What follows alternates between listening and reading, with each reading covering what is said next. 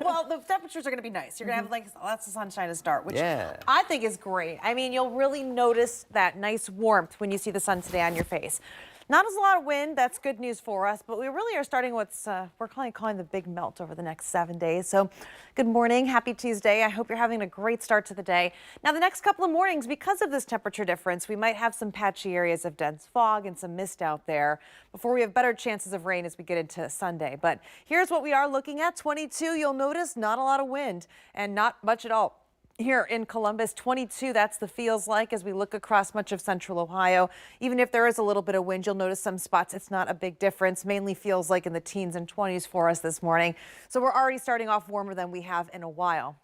Let's look at the 7-day forecast, though. We'll start off with this because you can see our temperatures are in the 40s today. And even though we have a little front coming through, we actually still stay above freezing, and that goes all the way into the weekend. And yes, that is a 50 behind me. We'll get back to that in just a bit.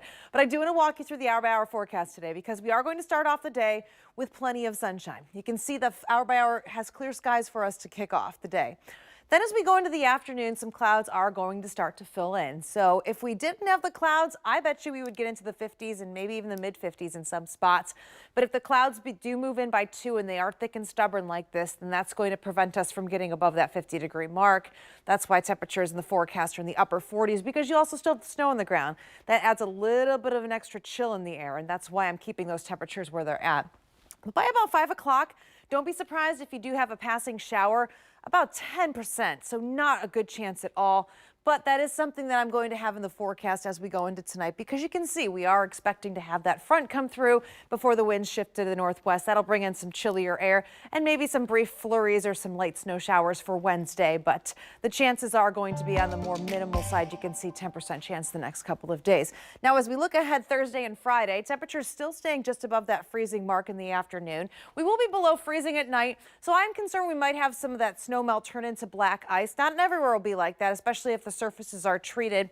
But looking ahead, we have Valentine's Day on Saturday. Actually, not a bad forecast, 43 degrees. Chances of rain are actually going to be on Sunday. So if you have any plans for this weekend, Friday night, Saturday going to be the better times. Sunday, we will have more of a better chance of rain. But I like it being rain versus snow. You can see 42 there. And then by Monday, everything does look to inch us back up into the 50s. So we're definitely in the big melt, though, Bree, and that's going to